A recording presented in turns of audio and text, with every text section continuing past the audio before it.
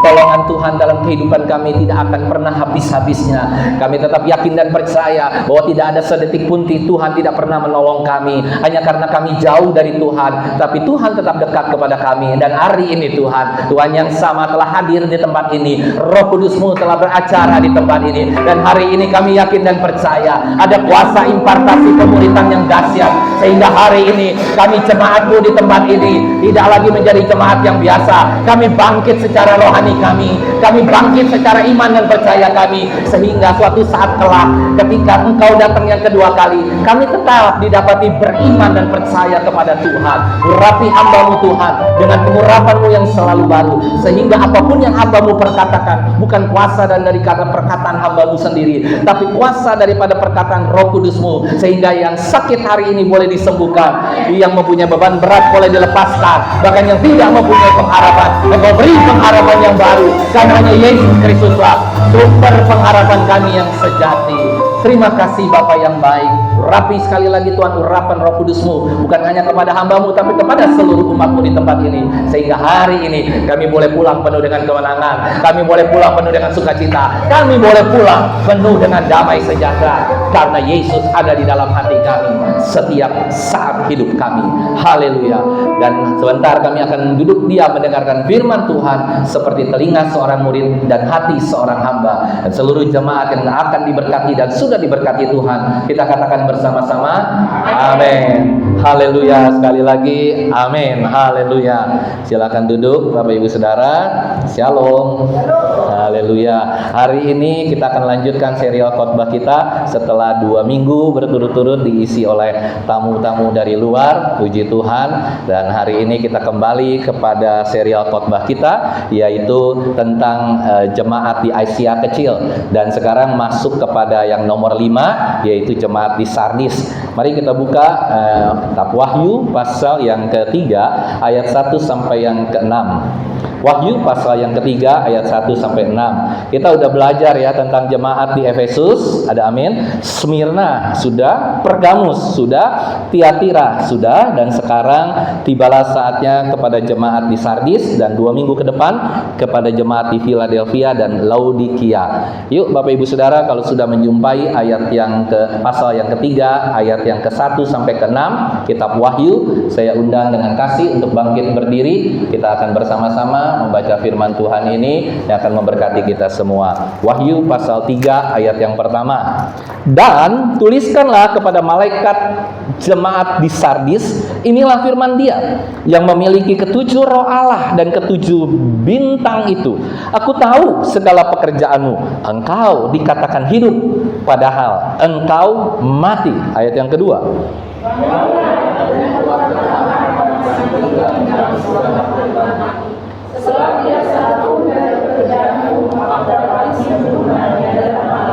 Karena itu ingatlah, engkau telah menerima dan mendengarnya. Turutilah itu dan bertobatlah. Karena jikalau engkau tidak berjaga-jaga, aku akan datang seperti pencuri, dan engkau tidak tahu pada waktu manakah aku tiba-tiba datang kepadamu. Ayat yang keempat.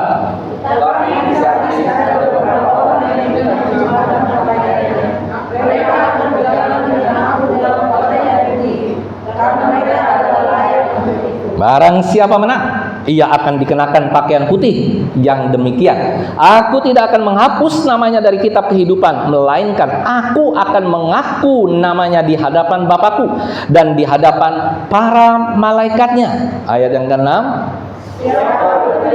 Hendaklah ia mendengarkan apa yang dikatakan Roh kepada jemaat-jemaat. Tuhan Yesus memberkati. Silahkan duduk. Bapak Ibu Saudara tahu tentang satu film. Kalau film Bapak Ibu Saudara tahu ada film vampire, ada film yang namanya film zombie. Apa sebenarnya perbedaan antara film vampire sama vampire atau film zombie? Apa yang menjadi perbedaan yang menjadi utama? Apa kira-kira? Kalau vampire, kalau kita sering nonton film, itu vampire itu yang mengisap darah, itu dia masih bisa punya kemauan, punya niatan. Setan tetapi punya niatan. Kalau zombie, dia punya niatan nggak? Nggak ada. Dia hanya sleeping walk. Kalau saya sering namakan bukan dead walk, tapi dia sleeping walk. Dia berjalan sambil tidur sebenarnya. Dan dia tidak ada niatan apa-apa. Yang penting temennya ngisep darah, temennya caplok orang, dia ikut caplok orang. Jadi dia tidak punya tidak punya niatan sama sekali. Dikatakan seakan-akan dia hidup, tetapi sebenarnya zombie itu mati, saudara. Nah, Bapak Ibu Saudara, kita kembali kepada jemaat di Sardis. Dia hidup tetapi mati. Saya ingin ceritakan sedikit tentang latar belakang kota Sardis. Bapak Ibu Saudara, kalau kita mengetahui kota Sardis adalah salah satu kota atau negara saat itu yang menjadi bagian dari negara Asia kecil. Kalau Bapak Ibu Saudara lihat di warta, di belakang warta sekali itu ada urutan-urutan kotanya tersebut sehingga mengelilingi Asia kecil. Nah, Bapak Ibu Saudara, kota Sardis ini adalah sesuatu kota yang sangat indah dan penduduknya kaya raya. Hampir rata-rata penduduknya menengah ke atas. Jarang penduduk kota Sardis yang menengah ke bawah. Kenapa? Karena yang pertama, kota Sardis ini adalah kota yang begitu indah dan penuh dengan sumber daya, bukan sumber daya manusia, sumber daya alam. Bapak Ibu Saudara bisa bayangkan, di kota Sardis itu ada pantai. Pantainya tidak seberapa besar, tapi cukup panjang. Pantai, dan sekeliling pantai itu kita bisa melihat bahwa banyak orang mencari emas. Jadi dari pantai itu, kalau kita di pantai Ancol ada emas, mungkin orang berebutan datang ke Ancol. Ada haleluya. Ini dia begitu, semua jemaat, semua warga di Sardis itu selalu datang ke pantai untuk beli pakai koyakan kain kah, pakai koyakan seperti saringan ikan. Dia tuh mengoyak-ngoyak, dapat emas. Emas itu harganya mahal nggak, Bapak Ibu Saudara? Berapa kira-kira, Bu? Satu kilo apa 1 liter? 1 kilo ya. 1 gram aja dah, 1 gram aja 100.000 ada ya? 1 juta ya? Wah, 1 juta. Bayangin, dia hanya nongkrong di pantai, kosok, dapat beberapa ini dalam bentuk itu dikumpulin, mereka udah bisa makan mewah. Bayangin, saudara. Kalau sekarang kita konversikan nilainya mirip. Kalau satu orang bisa dapat 2 juta atau 3 juta satu hari, 30 hari mereka nyarinya santai. Berapa penghasilan mereka kira-kira tiap orang? 90 juta, 60 juta. Bayangkan betapa kota itu adalah kota yang sangat diberkati oleh Tuhan. Begitu indah pemandangannya, begitu luar biasa. Dan ada satu lagi yang menjadikan kota ini jarang sekali diserang oleh musuh. Sekalipun pada akhirnya setelah lebih dari 366 tahun, barulah kota ini bisa diserang oleh musuh. Kenapa, Bapak Ibu Saudara? Karena kota ini terletak di atas tebing yang begitu curam. Curamnya kalau mereka mau naikin ini kurang lebih securam ini. Jadi ada tebing batu-batu, sehingga kalau orang ingin naik ke tebing tersebut, naik ke kota tersebut, naik ke negara tersebut, yang harus mereka lakukan apa, Bapak Ibu Saudara? Adalah memanjat tebing. Jadi kalau enggak hanya lewat satu jalan, dan jalan itu ternyata kecil sekali, hanya 1 meter sampai 1,5 meter jalanan utamanya, nggak bisa dilalui mobil. Sampai kuda pun yang melalui sempit dan berdesak-desakan. Jadi kota Sardis ini sungguh kota yang diberkati oleh Tuhan, yang diberkati dengan luar biasa oleh Tuhan. Letaknya tidak gampang diserang, tidak gampang mau diambil alih sama negara lain. Itu kota yang begitu dahsyat, sehingga kerajaan ini hanya menaruh beberapa prajurit di sekeliling kerajaan, di sekeliling. Jadi mereka tidak perlu menjaga begitu banyak seperti di Indonesia begitu banyak, karena tanahnya datar. Di sana dia tidak perlu menjaga setiap kali negaranya tersebut dengan banyak polisi. Hanya mungkin beberapa polisi, 10 polisi. Karena kenapa? Mereka mau naik aja turun lagi. Mereka mau naik aja, apalagi kalau sudah musim hujan, ada lumutnya, licin. Mereka tidak bisa manjat, saudara. Jadi kota ini adalah kota yang paling sulit diserang di antara seluruh kota di Asia kecil hari itu. Dahsyat nggak Bapak Ibu Saudara? Dahsyat. Kota ini begitu diberkati, kota ini begitu luar biasa. Akan tetapi ternyata pada saat 366 tahun kemudian terjadilah penyerangan. Nah, waktu di saat terjadi penyerangan, mereka tidak jebol, tetapi akhirnya mereka kecolongan. Ada satu daerah yang tidak bisa, yang susah sekali terjalnya, mungkin udah seperti ini, datar sekali, sehingga mereka mau manjat susah sekali. Tetapi mereka tidak menaruh penjaga di sana. Apa yang terjadi? Akhirnya ada banyak pasukan musuh yang bisa masuk dari sana dan akhirnya mereka diserang, akhirnya mereka kalah. Tetapi ada satu cerita lucu dari zaman dulu, ya kan? Itu salah satu cerita. Ada satu cerita yang lucu. Begini ceritanya Bapak Ibu Saudara. Mereka memang punya pintu rahasia untuk masuk ke dalam kota negara tersebut. Nah, suatu saat ada seorang prajurit yang menjaga pintu tersebut. Tetapi tiba-tiba namanya juga di atas tinggi. Ternyata mereka pakai topi kan kalau untuk menjaga. Nah, topinya jatuh Bapak Ibu Saudara. Kemana? Ke bawah. Waktu topinya itu jatuh ke bawah, dia bilang, waduh topi gua jatuh nih gitu kan. Dia turunlah ke bawah. Diturun ke bawah, musuh semua sudah mengintai. Mereka tidak menyerang si orang ini dibunuh gitu, tidak. Didiamin aja tapi diintip.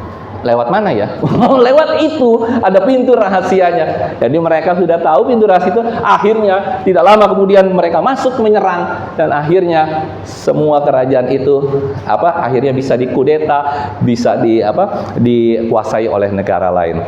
Itu kalau nggak salah rajanya Antiochus. Saudara yang terkasih, begitu luar biasanya kota ini. Akan tetapi gerejanya juga luar biasa. Gerejanya itu berbeda dengan gereja-gereja jemaat di sebelumnya, di Tiatira, di Pergamus, di mana semua jemaat-jemaatnya di sini adalah jemaat-jemaat yang luar biasa di dalam Tuhan. Jemaat yang jarang absen di dalam Tuhan. Ada haleluya. Jemaat yang setiap minggu mereka seakan-akan beribadah dengan baik, mereka seakan-akan luar biasa. Jemaat ini jemaat yang sangat dahsyat, sangat hebat, sangat luar biasa. Kalau kita kasat mata, kita mungkin sering kali melihat ada gereja-gereja besar yang hari-hari ini jemaatnya begitu banyak, begitu luar biasa. Akan tetapi Tuhan tidak bodoh. Tuhan tidak bisa ditipu oleh segala kelakuan manusia. Yang percaya katakan amin. Tuhan tidak pernah bisa ditipu oleh kelakuan kita. Tuhan tidak pernah bisa ditipu oleh pakaianmu. Tuhan tidak pernah bisa ditipu oleh tingkah lakumu yang berpura-pura shalom, yang berpura-pura luar biasa. Tuhan tidak pernah bisa ditipu, dan Tuhan menyatakan dengan sangat tegas di ayat ketiga. Dia katakan apa? Di ayat pertama dia katakan apa? Dan tuliskanlah kepada malaikat jemaat di Sardis, inilah firman Dia yang memiliki ketujuh roh Allah dan ketujuh bintang itu. Dia katakan apa saudara? Aku tahu segala pekerjaanmu. Engkau dikatakan hidup, padahal engkau mati. Bapak Ibu Saudara yang terkasih, sungguh sangat mengagetkan. Seluruh jemaat, bahkan para gembala saat itu kaget, tersentak bagaikan kena petir di siang hari. Jebret lah, Tuhan, aku kan sudah melakukan segala sesuatu, aku kan sudah kelihatannya hidup. Jemaatku semua rata-rata semua gereja yang ada di Sardis mungkin hari itu bersorak-sorai luar biasa. Mungkin musiknya juga musik luar biasa, mic-nya juga mic yang mahal sekali seperti sekarang ada di gereja. Saya nggak tahu nama gerejanya, saya tahu tapi saya nggak bisa buka. Itu satu mic bisa 50 juta saudara. Ya kan, berapa mic dalam satu gereja? Begitu luar biasa peralatannya, begitu kelihatannya begitu hebat, begitu dahsyat. Orang dari luar lihat, waduh, ini semuanya ini rata-rata masuk surga. Ada haleluya. Tetapi Tuhan tidak bisa dibodohi. Tuhan tidak bisa ditipu oleh segala kelakuan jemaat saat itu. Yang berjaya katakan engkau kelihatannya hidup, tetapi engkau mati. Dan Bapak Ibu Saudara, kalau Bapak Ibu Saudara baca secara benar-benar teliti dari ayat 1 sampai ayat 6, tidak ada satupun Tuhan memuji jemaat di Sardis. Ada di jemaat yang lain masih ada dipuji, terus dia bilang, oh engkau juga nggak benar. Tapi di jemaat di Sardis semuanya isinya bukan pujian. Isinya sama sekali tidak ada pujian. Isinya semuanya adalah teguran Allah kepada jemaat di sini. Padahal jemaat di situ kaya raya, punya emas banyak, kaya raya, punya bahan-bahan luar biasa, negaranya juga makmur, negaranya dahsyat, negaranya punya segala-gala. Tetapi kalau Bapak Ibu Saudara perhatikan baik-baik, di sini kita bisa melihat bahwa ternyata Tuhan itu Tuhan yang dahsyat, Tuhan itu Tuhan yang ajaib, Tuhan itu Tuhan yang luar biasa. Dikatakan engkau kelihatan hidup, padahal engkau mati. Dalam bahasa aslinya kata mati di sini bukan mati secara sesungguhnya mati gitu, bukan. Tetapi kata mati di sini adalah sama dengan kata sedang bermimpi. Jadi kita melihat satu fakta yang sangat luar biasa, dan saya belajar semoga gereja kita bukan seperti gereja yang seperti ini. Dan saya seringkali introspeksi diri, waduh bahaya Tuhan kalau kelihatannya mereka hidup padahal mereka mati, padahal mereka sedang tertidur, mereka sedang terlelap. Nah, kita mau belajar nih sedikit, saudara. Bapak Ibu Saudara tahu apa arti kata perbedaan antara orang mimpi dan orang sadar? Ada yang tahu? Kalau kita mimpi, kira-kira kita sadar nggak? Kalau kita sadar, kita sadar. Jadi waktu saat kita bermimpi, contoh begini. Kalau Bapak Ibu Saudara lagi tidur saking lelap-lelapnya, mungkin dari jam 1 sampai jam 4 itu kan lagi lelap-lelapnya. Kalau tiba-tiba ada kebakaran di sebelah saudara, atau mungkin di rumah saudara kompor meledak, kira-kira saudara tahu nggak? Kecuali dibangunin ya, kebakaran bu, kebakaran. Paling kita juga bangun, apa kebakaran? Masih keleyong-keleyong, masih. Jadi artinya apa? Ada kebakaran pun di rumahmu engkau tidak tahu. Ada saya waktu itu pernah sekali waktu lagi tidur, ya kan, itu gara-gara tukang salah di rumah, alat-alatnya nyumpel lubang, tiba-tiba ambruk saudara, Ethernet itu buak aja, lagi tidur kaget kan. Nah, jadi kita nggak pernah tahu apa yang terjadi sementara kita sedang tertidur, apalagi kita itu sedang bermimpi. Dan dalam fase orang tidur, saya perhatikan kemarin saya dikasih hadiah jam. Jadi saya tahu bahwa tidur itu punya 3 fase, dan yang terakhir ada 4 fase. 3 fase. Tidur yang biasa, ada deep sleep, yang satu lagi ada yang namanya dream sleep, saudara. Kalau dia lebih dalam lagi, itu namanya dreaming sleep. Nah, misalnya kita tidur light sleep itu mungkin 3 jam. Deep sleepnya ada yang 1 jam, ada yang 2 jam. Rata-rata orang bermimpi dalam 1 kali hari dia tidur itu nggak lebih dari 1 jam lebih sedikit. Rata-rata 45 menit, 50. Nah, jadi kita semakin tahu nih, oh ternyata kalau kita sedang bermimpi, kita sedang tertidur, kita sedang terlelap, maka apa yang terjadi? Kita tidak tahu apa yang terjadi dengan sekeliling kita. Yang percaya katakan amin. Artinya apa, saudara? Kalau Tuhan bilang engkau sedang tidur, engkau sedang mati atau sedang tidur, kelihatannya engkau hidup, kelihatannya kita semua hidup. Ada haleluya.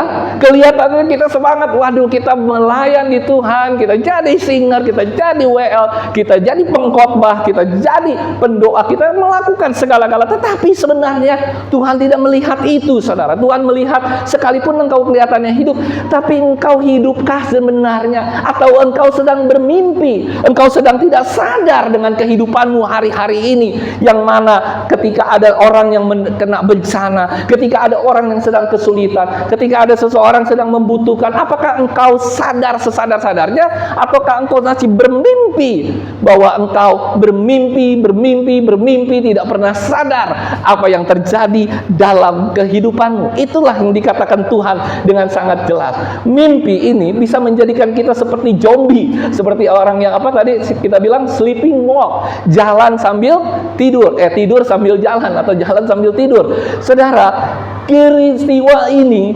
terlalu sangat menakutkan seluruh jemaat di tempat ini dan mungkin di tempat-tempat lain. Sebagai contoh begini, ada satu ketika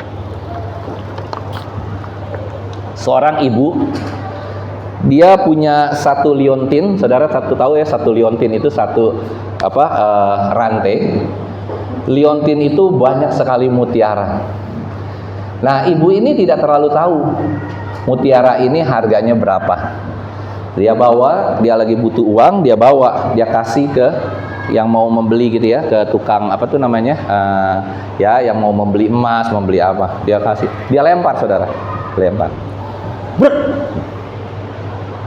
Dah, habis itu diperiksa sama tukang emasnya. Periksa satu-satu, terus dia tanya, ibu tahu nggak? Ini yang namanya liontin ini, yang namanya mutiara ini umurnya sudah lebih dari ratusan tahun. Sudah lebih dari 500 tahun, 700 tahun. Oh gitu ya Pak ya. Baru dia sadar. Dia tadinya lempar kan begitu, jebret, dia sadar. Wow, ternyata berharga sekali. Berapa Pak kira-kira? Ini kejadian sesungguhnya. Ya kira-kira nih kalau kita mau estimasi dan kita serahkan ke negara, ini terjadi bukan di Indonesia. Kalau di Indonesia mungkin sudah ditilep, udah hilang. Ini terjadi, dia bilang ini kurang lebih ya paling rendah-rendahnya 250 miliar. Wow, si ibu langsung bilang gimana? Kaget nggak kalau saudara tiba-tiba punya harta dari nenek kita, dari ini kita, harta waris yang kita pikir, ini apaan sih? Paling gua jual juga 5 juta, 3 juta. Saudara kan pasti ngasihnya kan, nih berapa nih mah? Darah nih kok, berapa nih mas? Ya kan? Ternyata setelah dibilang kurang lebih 250 miliar, apa yang terjadi dengan ibu gitu? Gemeteran saudara. Ya kan? Yang punya ini juga gemetar saudara. Aduh, gila ya mahal banget ya. Kembaliin lagi dengan dia pegangnya beda saudara sama pertama kali dia kasih main selotop aja, dia pegang ini dengan pelan. Dia gemeter bawa itu pulang saudara. Saya mau tanya sama Bapak Ibu saudara. Hari itu si ibu dibangunkan oleh satu kenyataan yang sangat-sangat nyata saudara.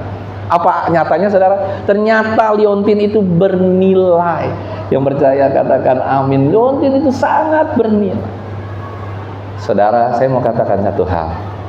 Ketika engkau datang ke gereja di tempat ini, bertemu dengan Tuhan, nilainya berapa saudara?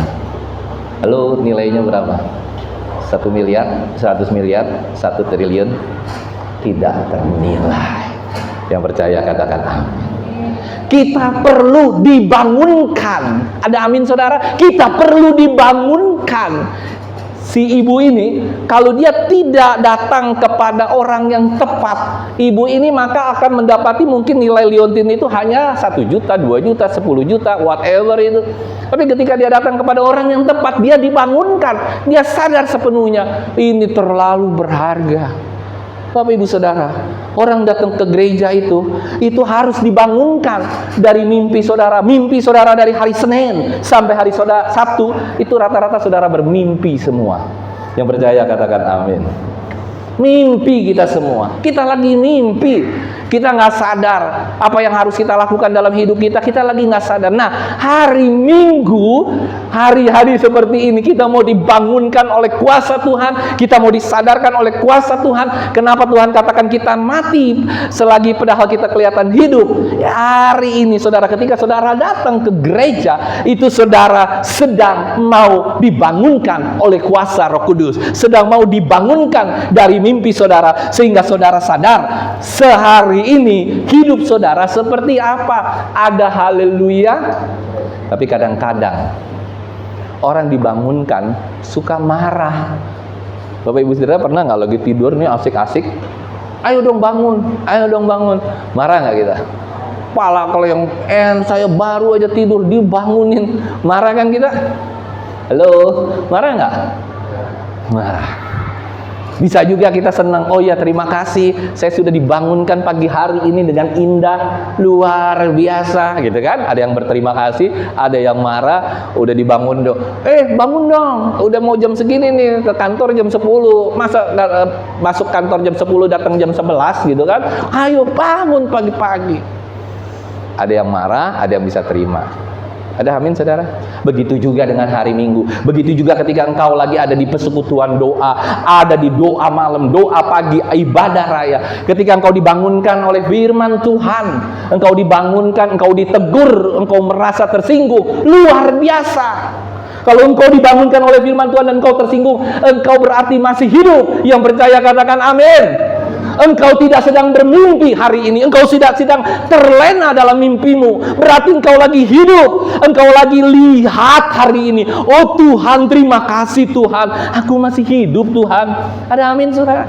Banyak sekali Tuhan. Jangan banyak sekali mau hamba Tuhan kayak mau jemaat biasa kayak ketika ditegur oleh kebenaran firman Tuhan, ketika dikasih tahu oleh kebenaran firman, padahal firman Tuhan itu tidak menyebut nama orang, tidak menyebut nama siapapun, tapi seringkali tersinggung dan akhirnya keluar dari gereja, keluar dari pelayanan, tersinggung, sangat tersinggung.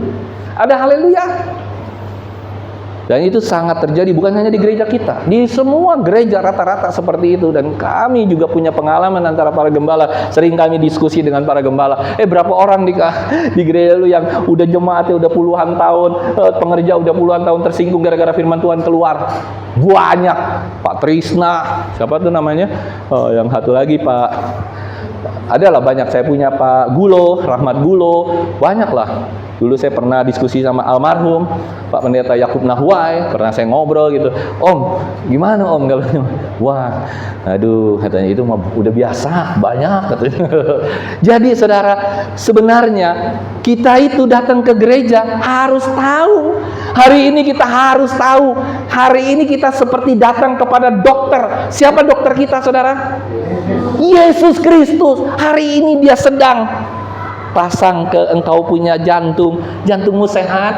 Pasang engkau punya kepala, kepalamu ada tumor enggak? Pasang ke emahmu, emahmu ini ada enggak? Itu rohani engkau hari ini sedang diperiksa sama Tuhan, sedang dicek darahnya sama Tuhan, sedang dicek denyut jantungnya sama Tuhan, sedang dicek darah tinggimu sama Tuhan. Ada haleluya. Darah tinggimu setinggi apa terhadap emosional, terhadap orang, maki-maki orang, marah-marah sama orang, setinggi apa engkau? Ada haleluya. Itulah fungsinya gereja. Engkau datang ke gereja bukan hanya membalas kebaikan Tuhan karena Tuhan itu sudah menyelamatkan kita. Yes, itu yang pertama. Tetapi datang ke gereja, kita mau dibangunkan dari mimpi-mimpi kita. Dari mimpi yang sementara ini kita sedang bermimpi, kita sedang nggak tahu kita ada di mana. Tiba-tiba jegrek, Tuhan Yesus membangunkan kita dan kita sadar sepenuhnya. Oh, ketika engkau dalam keadaan koma, teman saya lagi pernah kecelakaan koma. Ketika dia lagi koma, saya mau tanya sama Bapak Ibu Saudara, waktu dia koma, dia tahu nggak? Mungkin giginya hilang 2, dia tahu nggak? Mungkin matanya hancur, dia tahu nggak? Mungkin dadanya sedang tertusuk, dia tahu nggak? Tidak tahu. Koma, mimpi, sleeping. Tapi ketika dia bangun, barulah sakit di mata, barulah sakit di hidung, barulah sakit di sini, kakinya sakit, ininya sakit, baru sadar. Setelah dia bangun dari koma, dia bangun dari mimpi. Ngerti ya? Jemaat di Sardis, Tuhan tuh gregetan sama jemaat di Sardis. Engkau kelihatan hidup, engkau itu seperti zombie yang kelihatan berjalan, tetapi ternyata nggak tahu arahmu mau berjalan mau kemana. Kenapa itu bisa terjadi? Nanti kita akan garap sedikit demi sedikit. Kenapa itu akan terjadi, saudara?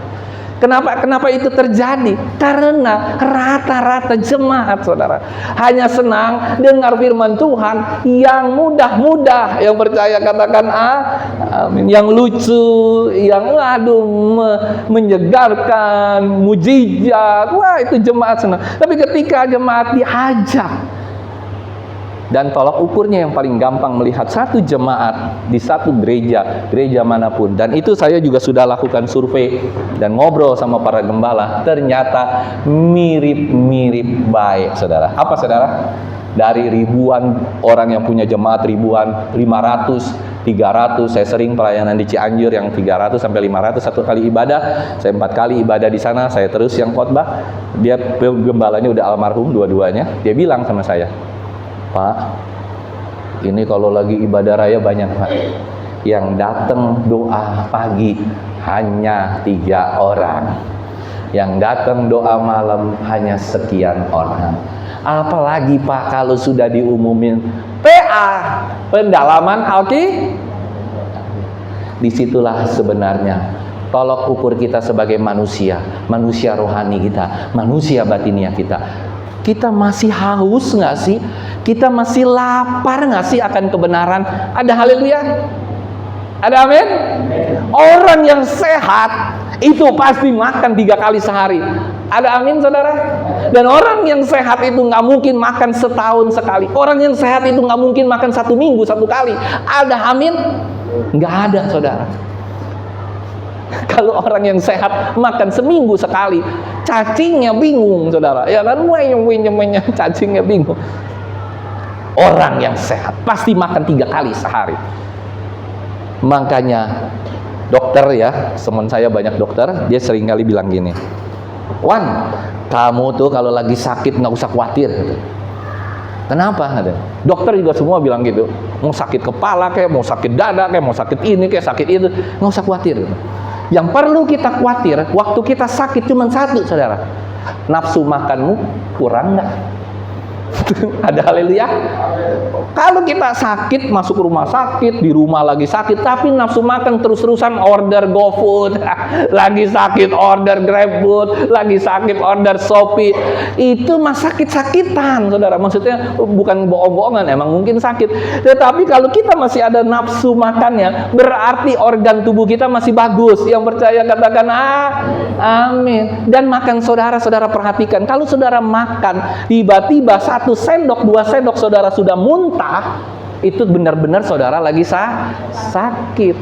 Tapi kalau lagi sakit, aduh palaku sakit aduh jantungku debar-debar, giliran dikasih babi panggang, giliran dikasih RW, makannya habis, saudara. Itu sakit, tetapi kelihatannya sakit tapi tidak sakit. Ada haleluya. Demikian juga sama firman Tuhan. Nih, saya mau kasih tahu satu hal, satu rahasia penting buat kita semua. Saudara pernah nggak bilang begini, Pak, gimana kalau firman Tuhan jangan lama-lama dong, 20 menit, 30 menit, gitu kan misalnya. Kalau 1 jam 45 menit, aduh capek dah Pak, ngeliatin muka Bapak. Ya kan, capek dengar firman Tuhan. Capek Pak, capek gitu kan. 15 menit cukup lah, 30 menit cukup lah. Saya mau tanya, kalau saudara lagi makan, kira-kira kalau saudara bilang cukup 1 menit saja, saudara mau makan nggak kira-kira? Males, 1 menit dibatasin, 2 menit harus selesai. Wah, orang makan minimal juga 10 menit ya nggak? Belum ngunyah, belum apa. Ada haleluya? Amin. Lihat ya, perhatikan ya. Jadi kalau firman Tuhan ya, yang saudara serap nih di hari ini atau di hari-hari yang lain, saudara ibadahkah, di perkumpulan doa, dimanapun saudara berada, saudara nggak betah dengar firman Tuhan, goyong kiri, goyong kanan, goyong atas, aduh nih lama banget ya firman Tuhan, itu tandanya kau lagi sakit. Ada haleluya. Kalau engkau nggak mau makan firman Tuhan yang kau bilang 1 menit saja udah cukup firman Tuhan, 10 menit saja sudah cukup firman Tuhan, makanan sedikit saja, kalau lebih lagi kita mual nih Pak, kita enek, itu tandanya engkau lagi sakit. Kenapa firman Tuhan itu perlu sebegitu lama untuk merestorasi hidup saudara? Kenapa? Satu hal, saya mau tanya baik-baik. 2 hal lah ya, saya mau tanya baik-baik. Kalau engkau sedang sakit operasi jantung di rumah sakit, engkau masuk ke ruang operasi, saya mau tanya, berapa lama operasi jantung minimal? Ayo, ada yang tahu nggak kira-kira? Minimal di atas 1 jam. Ada nggak operasi jantung 15 menit selesai? Ada. Langsung mati yang dioperasi. Game 15 menit langsung melodor. Mati dia. Rata-rata itu kalau kita operasinya complicated, itu lama sekali. Operasi tulang, mama saya almarhum pernah operasi tulang kurang lebih ada kali ya 8 sampai 10 jam. Dari pagi masuk sampai sore, operasi lutut, ganti lutut. Sore baru keluar. Sadarnya 2 jam, 3 jam dia baru sadar gitu kan. Hampir setengah hari, Saudara. Artinya apa? Tuhan mau firman Tuhan yang disampaikan. Bukan berarti harus 2 jam, 3 jam, tidak. Tapi Tuhan mau firman Tuhan yang disampaikan itu merestorasi hidup saudara, memperbaiki hidup saudara. Tidak bisa hanya sebentar. Yang percaya katakan amin. Tidak bisa orang perbaiki mobil, ya kan? Misalnya mobil kita tabrakan kah, mobil kita copot bannya, terus kita bilang sama tukang bengkel, tukang bengkel, ini masukin ya 15 menit selesai. Diomelin sama tukang bengkel, saudara. Pak, ini minimal sehari, Pak, ini minimal 3 jam. Ya apa ya, Bapak Ibu Saudara? Halo? Semakin kita nggak sadar akan kekompleksan, akan dosa yang saudara hadapi, penyakit yang ada di dalam rohani kita, kita nggak sadar, semakin kita tidak mau mendengar firman Tuhan, tidak mau membaca firman Tuhan setiap hari, semakin enak melihat firman Tuhan. Yang berjaya katakan amin. Tapi semakin saudara bersemangat, berarti saudara sudah bangun, berarti saudara sudah bangkit. Dan ketika saudara bangkit, maka firman Tuhan itu yang akan menyembuhkan penyakit rohani saudara. Yang berjaya katakan amin. Penyakit saudara hari ini nih, ya. Kalau saudara nih hari ini nih lagi MRI di gereja GBI Aberta. Yang percaya katakan amin. MRI, saya kemarin dulu di MRI sampai ngap-ngap 45 menit masuk keluar. Lo gitu kenceng, lo gujuk kayak naik kereta api. Butit, gujuk ya kan? Berisik kan. Nah, setelah itu keluarlah hasilnya. Ada saraf kejepit, ada ini, ada itu. Saudara hari ini lagi masuk MRI. Ada haleluya. Lagi dilihat sama Tuhan nih, keluar dari tempat ini, jeg keriputnya keluar. Ini engkau ya jarang baca Alkitab. Ada haleluya. Keluar dari tempat ini jarang berdoa. Ada amin. Dengar firman Tuhan maunya tidur. Ada haleluya. Nah, itu yang lagi dikoreksi, punya dosa ini, punya dosa itu. Itulah gereja itu harus membangunkan orang yang sedang tidur, membangunkan orang yang sedang bermimpi, membangunkan orang yang sedang terlena dengan kehidupan yang begitu hiruk pikuk. Dan hari ini saya hamba-hamba Tuhan di hari Minggu itu mau membangkitkan kembali, membangunkan kita, menyadarkan kita seberapa banyak bintang. Kalau dia dalam cek lab, kalau kita kena bintang berarti ada apa? Berarti tidak bagus. Bintangmu ada berapa hari ini? Ada amin saudara? Coba cek dalam hati kita pribadi lepas pribadi. Saya nggak bisa ngecek. Yang bisa ngecek adalah diri kita sendiri dan Tuhan kita. Yang percaya katakan amin. Ketika ya indikasinya saudara sudah sembuh atau belum minggu depannya lagi saudara sudah sembuh atau belum, simple. It's as simple as that. Kenapa saya bilang simple? Saudara tiba-tiba sudah rajin baca Alkitab. Ada amin? Saudara rajin berdoa sendiri. Nggak perlu kasih tahu Pak Pendeta, aku sudah berdoa 3 kali sehari. Nggak perlu. Saudara sudah rajin berdoa. Saudara sudah rajin baca Alkitab. Saudara sudah rajin membantu orang. Saudara sudah rajin ke gereja. Kalau mau ke gereja hari Minggu tuh rasanya Tapi kalau saudara hari Minggu ke gereja, aduh, gereja kagak ya? Kagak ke gereja ya, gereja kagak ya, gereja kagak aja kagak ke gereja saudara. Nah, hal-hal seperti itu yang menjadi tolak ukur dalam kehidupan kita sebagai manusia rohani. Ya kan, seringkali kan kita bilang khotbahnya sih menarik ya, khotbahnya Pak Kurniawan menarik, tapi lama banget ya, gitu misalnya. Nah, itu tanda-tanda saudara lagi dalam keadaan sakit, nggak mau banyak menerima firman Tuhan. Ada haleluya.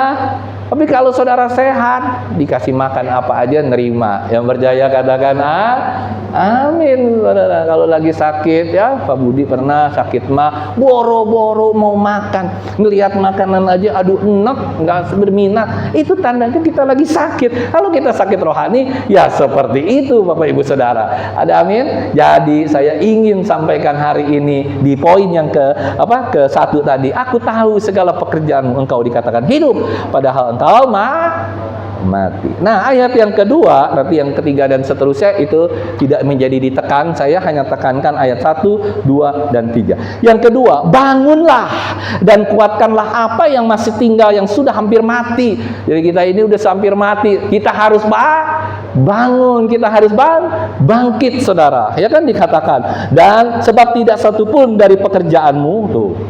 Dicela lagi sama Tuhan. Yang aku dapati sempurna di hadapan Allahku. Jadi banyak sekali pekerjaan-pekerjaan di gereja, di luar gereja. Saudara, hari lepas hari itu membuat desperate, membuat kita frustasi karena pekerjaan-pekerjaan itu tidak ada yang sempurna di hadapan Tuhan. Kelihatan hidup, padahal nggak sempurna sama sekali. Kenapa nggak sempurna? Karena bukan hanya di gereja engkau seperti malaikat. Tapi ketika engkau hidup setiap hari, engkau tetap berkubang seperti babi yang berkubang di dalam lumpur. Engkau berkubang di dalam dosa, engkau berkubang dalam perjudian, engkau berkubang di dalam perzinahan, engkau berkubang di dalam apapun. Itu namanya tidak ada satupun pekerjaanmu yang dinilai sempurna di hadapan Tuhan. Ada amin, saudara? Saya mau tanya sama kita semua satu hal. Ada orang nanya ke saya begini, kemarin dulu konseling sedikit, baik telepon, Pak, saya mau tanya nih, kalau ada seorang pendeta, Pak, yang hebat khotbah di mimbar segala macam, kelakuannya kayak malaikat di gereja gitu, tapi kalau di luar gereja enggak ya, suka mukul istri, suka marah ini, kok bisa begitu ya? Saya bilang, iya. Terus dia tanya lagi, Pak, boleh nggak ya kita nyolong listrik? Tahu nggak nyolong listrik? Masukin listrik, kita losin. Jadi nggak bayar apa-apa selama kita hidup puluhan tahun tidak bayar listrik. Dan itu terjadi. Banyak daerah-daerah itu di Jakarta juga masih seperti itu. Nah, saya bilang sama dia, ya percuma ya. Dia mau ke gereja 1000 kali kayak dalam 1 minggu. Dia mau ke gereja setiap hari kayak dalam 1 hari beberapa kali. Percuma. Karena apa, saudara? Dosa yang dia lakukan setiap hari. Orang kalau yang namanya listrik itu setiap kali kita bernafas, setiap kali kita pasang AC, setiap kali kita pasang lampu, main komputer, main handphone, ngecas, itu semua pakai listrik nggak? Listriknya boleh nyolong. Menurut kalian, Bapak Ibu Saudara nih, mohon izin, mohon maaf, itu dosa nggak sih sama Tuhan? Sama pemerintah dosa nggak? Sama pemerintah aja kita salah, kalau ketahuan kita bisa ditangkap. Tahu deh Pak Thompson, pidana apa perdata itu Pak? Nyolong listrik pidana ya Pak ya? Pidana. Bayangkan saudara, begitu banyaknya orang yang sementara ini berkubang dengan dosa setiap hari yang bukan tanpa disadari. Kalau tanpa disadari beda saudara. Kalau orang nyolong listrik, ya listrik aja dan paling gampang, itu udah pasti sadar. Ada juga yang nyolong air, ya kan, air dia macam-macam. Itu sesadar kau pakai buat mandi, kau pakai buat minum, kau pakai buat makan, sadar. Tapi kesadaran itu mendarah daging dan sungguh luar biasa. Berhati-hatilah karena ketika apa yang kamu makan itu begitu haram, kata orang seberang, itu akan membuat anak istrimu semuanya menjadi haram. Karena itu akan kelihatan tingkah lakumu tidak akan pernah bisa dinilai Tuhan benar. Lihat ayat yang kedua, aku tidak pernah mendapati tidak satu pun, saudara. Lo bayangin kalau dia bilang oh cuman satu, ini tidak satu pun, mengerikan sekali. Tidak satu pun dari pekerjaanmu aku dapati sempurna di hadapan Allah. Sekalipun kau jadi S3 kah, sekalipun kau baca firman Tuhan setiap hari, engkau berdoa 3 kali seminggu. Banyak saya dengar ya kan, kalau saya lagi di tempat lain, saya bilang, oh ini orang kelihatannya rohani. Tapi kalau saya selalu punya kepekaan rohani, saya ketika orang berkhotbah saya langsung tahu ini benar atau enggak. Latar belakang itu akan kelihatan, saudara. Jadi kalau orang udah nggak benar, khotbah apapun, saudara, nggak akan berguna sama Tuhan. Tidak akan ada rewardnya sedikit pun sama Tuhan ketika hidupmu tidak benar dan berkubang dengan dosa setiap hari. Tuhan tidak akan pernah mau melihat itu sebagai satu kesatuan. Dan Tuhan lihat engkau tetap tidak ada pekerjaanmu yang aku dapati sempurna. Yang percaya katakan amin. Tapi kalau hidupmu benar, engkau berkhotbah sedikit saja, engkau kesaksian sedikit saja, itu akan menjadi berkat buat kita semua. Yang percaya katakan amin. Sekalipun engkau ngomongnya pelok kah, ngomongnya begini, ngomongnya nggak bisa apa-apa, tapi ketika kehidupanmu luar biasa sama Tuhan, engkau punya persekutuan yang intim, engkau hidup benar di hadapan Tuhan. Karena benar itu tidak bisa ditukar dengan tidak benaran, saudara. Ketika engkau benar, saudara. Tidak ada benar setengah benar, hanya karena lingkungan, hanya karena apa yang tidak benar jadi benar, yang benar jadi tidak benar. Tidak bisa. Tuhan benar is benar. Dia tidak bisa ngambil di sini benar nggak benar, benar nggak benar, nggak bisa. Yuk kita lanjutkan ayat yang ketiga. Karena itu ingatlah. Nah ini, lihat nih saudara, satu lagi nih yang menjadikan kita harusnya jemaat Sardis ini akhirnya berlega, punya kelegaan. Ayat yang ketiga dikatakan apa? Karena itu ingatlah bagaimana engkau telah menerima dan mendengarnya, turutilah itu dan bertobatlah. Saudara, jelas ya, bertobatlah. Karena jikalau engkau tidak berjaga-jaga, aku akan datang seperti pencuri dan engkau tidak tahu pada waktu manakah aku tiba datang kepadamu. Jadi ketika kita tidak berjaga-jaga, tiba-tiba maut datang menjemput, serempet. Kita akan didapati tidak setia, kita akan menyesal, dan penyesalan itu tidak akan datang lagi dalam kehidupan kita. Tidak akan pernah lagi penyesalan. Ketika engkau sudah jadi mayat, ketika engkau sudah meninggal, nggak ada lagi penyesalan dalam hidupmu. Ada amin, saudara? Clear, harus bertobat. Nah, ini yang ayat 4 nih. Ayat pengharapan. Tetapi di Sardis ada beberapa orang yang tidak mencemarkan pakaiannya. Puji Tuhan, Tuhan masih kasih tuh reward, ya kan, semua udah berantakan nih. Tapi ada beberapa orang loh, ya kan, yang tidak mencemarkan pakaiannya. Maksudnya tidak berbuat dosa, hidup benar di hadapan Tuhan. Ya kan, mereka akan berjalan dengan aku dalam pakaian putih karena mereka adalah layak untuk itu. Ada amin, saudara? Bapak Ibu Saudara pernah sekali waktu dengar kisah Abraham negosiasi sama Tuhan waktu Sodom dan Gomora akan di bumi hanguskan? Berapa kali dia bernegosiasi Abraham? 6 kali kan? Pertama Abraham bilang, Tuhan, kalau ada 50 orang saja orang benar, maka engkau tolong luputkan. Tuhan bilang, ya, saya akan luputkan kalau ada 50 orang. Tapi Abraham nego lagi. Tuhan, 45 deh, 45 Tuhan, turun 10%. Kayaknya Abraham pedagang juga nih, ya kan? Nah, kayak 10% turun. 45 deh Tuhan. Oke, kata Tuhan, 45 ada nggak? Nanti saudara buka sendiri ya di kitab Kejadian 18 ayat ke-13 atau ayat keberapa ya? Saya waktu itu baca beberapa hari yang lalu. 45 enggak? 40 deh Tuhan. Ini kayak pedagang. 40 deh Tuhan. Enggak, kata Tuhan bilang oke, 40. Dia lihat lagi enggak ada 40.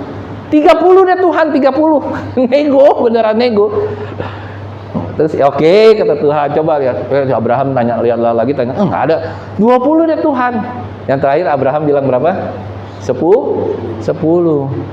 Tapi Tuhan bilang enggak ada, 10 aja enggak ada. Segelintir orang juga nggak ada di kota Sodom dan Gomora yang hidupnya benar di hadapan Tuhan. Kalau satu mungkin ada, ya si Abraham sama istrinya mungkin 2. Akhirnya Tuhan membumi hanguskan nggak? Sodom dan Gomora habis. Tapi di sini puji Tuhan. Ya mungkin di jemaat Abiata juga sama. Mungkin kita rata-rata sekarang nih mati, padahal kelihatan hidup. Tapi ada beberapa orang loh di jemaat ya bilang yang masih bisa mencerminkan pakaiannya tidak tercemar. Maksudnya hidupnya tidak tercemar dengan dosa. Ada amin saudara? Jadi kalau ada di jemaat kita, ada di beberapa jemaat gereja lain yang masih hidupnya tidak tercemar, kita nggak tahu itu siapa. Tuhan masih memberikan kesempatan kita untuk bertobat bersama-sama. Ada haleluya. Jangan sampai Tuhan binasakan kita seperti zaman Nabi Nuh. Nanti ya saya mau ambil satu serial khusus Nabi Nuh dan menarik. Bapak Ibu Saudara tahu nggak? Waktu kemarin Ibu Gembala khotbah di doa malam, kan dia bilang umur yang paling lama dari seluruh penduduk dunia siapa? Metu apa? Metusalah. Umurnya berapa? 969 apa 960 tahun lah, kurang lebih gitu ya. Hampir 1000 tahun. Terus ada lagi yang namanya Lameh. Lameh itu umurnya kalau saya nggak salah 777 tahun. Coba nanti baca ya di kitab Kejadian pasal 3 kalau nggak salah. Apa kitab Kejadian pasal 1 ayat 18 atau kitab Kejadian 3. Nah, terus nggak lama kemudian mereka tuh Lameh itu memperanakan Nuh, ya kan kalau nggak salah. Nah, tibalah datang air bah. Bayangin saudara, dari umur 900 tahun, taruhlah terakhir ada 770 tahun, yang umurnya paling panjang ya udah pasti saat itu siapa namanya? Henokh. Kenapa Henokh umurnya paling panjang? Ya dia nggak pernah mati saudara, sampai sekarang masih hidup, dia langsung naik ke surga. Saudara bayangkan, dari umur 969 tahun atau 960 sekian, tiba-tiba di zaman Nuh, saudara buka, ya kan kejadian berapa tuh Nuh? Tiba-tiba umurnya jadi berapa Pak, Bu? 120 tahun. Kenapa ada degradasi yang begitu luar biasa? Nah, kalau saya belajar di teologi, atau belajar kemarin saya koprak-kaprik lagi 2 hari, mau lihat lagi kenapa ya ini begini gitu. Nah, nanti kita jelasin ya. Tapi singkatnya begini, saudara. Singkatnya, pertama, kenapa umur manusia bisa begitu drastis dari 960 menjadi 120 tahun? Ada beberapa penafsir yang mengatakan begini. Dia bilang umur saat itu salah. Kenapa salah? Sebab katanya umur 100 tahun itu bukan 100 tahun, 50 tahun itu hanya 1 tahun. Lah, kalau saya bilang lah kalau umurnya 120 tahun, berarti umurnya cuman berapa tuh? 120 tahun berarti 12 bulan kali ya kan umurnya. Berarti kan nggak mungkin. Atau 12 tahun. Nggak mungkin Nuh umurnya 12 tahun. Saya nggak setuju dengan ada penafsir teolog yang mengatakan ini. Saya lebih setuju ada teolog yang mengatakan 2 hal. Kenapa umur manusia begitu drastis turun? Yang pertama, waktu terjadi air bah, apa yang terjadi, saudara? Apa yang terjadi? Berapa lama air bah sampai surut? Kurang lebih 1 tahun. Siapa namanya? Nuh itu ada di kapal itu kurang lebih 1 tahun. Hujannya kurang lebih berapa hari itu ya? 150 hari atau 3 bulan ya, hujan berturut atau 5 bulan. Dia ada di itu sampai dia surut itu hampir 1 tahun. Yang ingin saya katakan begini, kalau saudara balik ke kitab Kejadian pasal yang pertama ayat ke berapa gitu ya, 18 atau 17, dikatakan begini saudara. Waktu pertama kali bumi diciptakan, Tuhan bilang ada air di bawah dan ada air di atas. Overwhelm, melingkupi. Jadi kita itu waktu Adam, kenapa Adam bisa panjang umur? Adam umurnya berapa ya? 900 tahun lebih juga ya, kalau kurang lebih ya.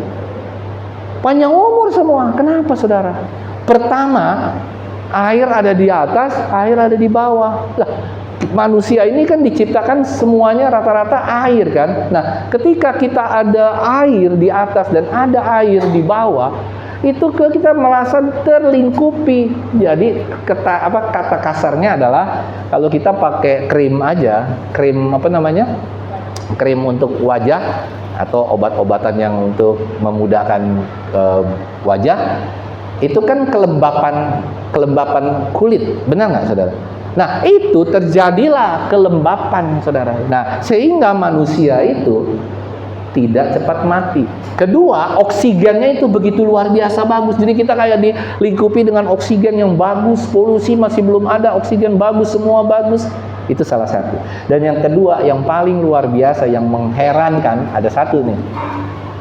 Teolog dan ini yang mengatakan gini. Saya mau tanya sama Bapak Ibu Saudara. Kalau suatu saat cacing di dunia ini, kita bunuh semua cacing yang ada di dunia ini, di tanah, di laut, di mana. Saya mau tanya, umur manusia bisa hidup berapa lama setelah cacing mati semua di seluruh dunia?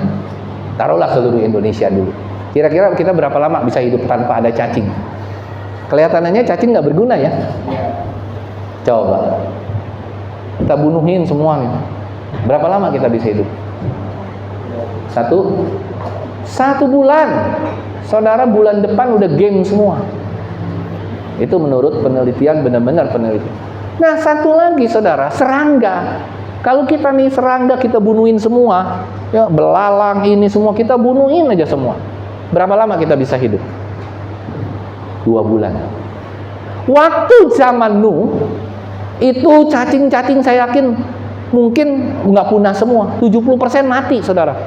Tinggal 30% ya kan, ketutup air 1 tahun, game lah dia. Mungkin masih ada 30%, entah dia nyantel di pohon kan, di mana gitu kan. Serangga juga begitu, mungkin tinggal 10% yang mati, yang hidup. Makanya kalau saudara kalkulasi umurnya berapa? 960 tahun.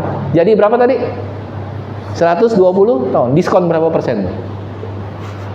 70% ada nggak Bu? Pak? 900, taruhlah 1000 ya, diskon 70%, lebih 80%, saudara.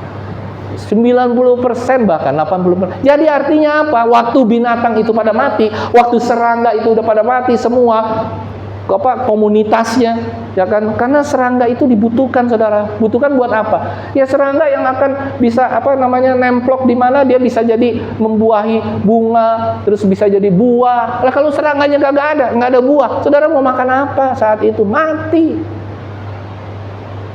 Begitu juga dengan cacing. Cacing nggak ada di tanah, saudara, berkurang. Itu pohon pada ngel, pada mati semua. Manusia nggak bisa makan sayur, nggak bisa makan apa. Game.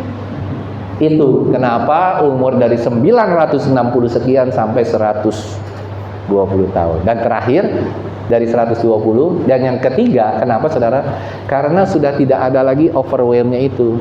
Artinya apa? Matahari menembus langsung, makanya sekarang tidak heran kalau semakin hari semakin panas apa semakin dingin. Itu karena sudah tidak ada lapisan itu lagi yang dulunya Tuhan memberikan itu dengan luar biasa waktu manusia ada di Taman Eden. Indah ya, rancangan Tuhan itu jangan salahkan Tuhan. Kenapa sih saya mati sekarang 70 aja udah. Kalau zaman dulu ya, siapa tuh ya, 500 tahun baru punya anak. Sekarang kita 50 tahun masih bisa punya anak nggak Bu? Itu 500 tahun masih bisa punya anak, bayangin saudara. Jadi artinya apa? Ayo kita kembali tadi ke firman Tuhan, bahwa saya mau katakan kepada kita semua, yang terakhir, barang siapa menang, ia akan dikenakan pakaian putih, dan dengan demikian aku tidak akan menghapus namanya dari kitab kehidupan, melainkan aku akan mengaku namanya di hadapan Bapakku dan di hadapan para malaikatku. Kalau kita menang, kalau kita sadar, kalau kita bangun dari mimpi kita. Ada haleluya saudara, kita akan menang, kita bangun dari mimpi kita. Dan yang terakhir dikatakan, siapa bertelinga hendaklah ia mendengarkan apa yang dikatakan Roh kepada jemaat. Kalau kita masih punya telinga hari ini, bukan hanya telinga ini, tapi telinga rohani saudara lebih penting untuk kita bisa introspeksi diri, berubah menjadi manusia yang baru. Dan saat itu kita nggak lagi seperti dicela atau dicemooh oleh Tuhan seperti jemaat di Sardis. Saya rindu kita nggak mau hal-hal yang kelihatan jasmani yang kita tonjolkan, tapi biarlah kita terus berpacu dalam pengajaran. Sekalipun jemaat kita nggak perlu banyak, tetapi kalau Bapak Ibu Saudara sudah bisa mengerti pengajaran demi pengajaran ini, itu berarti saudara sudah hidup dan tidak lagi dikatakan sedang mimpi atau sedang mati. Ada amin saudara? Ayo mulai hari ini kita bangkit, kita bangun, kita introspeksi diri, dan kita bilang sama Tuhan, Tuhan, aku mau rajin membaca Alkitab, aku mau rajin berdoa, aku mau rajin melakukan segala sesuatu, aku mau sehat Tuhan, rohaniku mau sehat, aku nggak mau seperti orang bermimpi, aku nggak mau seperti orang setengah mati, ya kan? Aku mau benar-benar hidup di hadapan Tuhan, dan Tuhan akan berkenan, kita akan menang, dan mahkota kemuliaan sedang disediakan Tuhan dalam kehidupan kita. Ada amin saudara? Kita tos dulu kiri kanan dong. Ayo mulai hari ini kita bangun, jangan mimpi lagi. Kita bangun, kita tos dulu kiri kanan kita. Kita bangun, jangan mimpi. Kita bangun, jangan mimpi, sehingga kita boleh terus dipenuhi oleh kemuliaan Tuhan. Amin. Tuhan memberkati.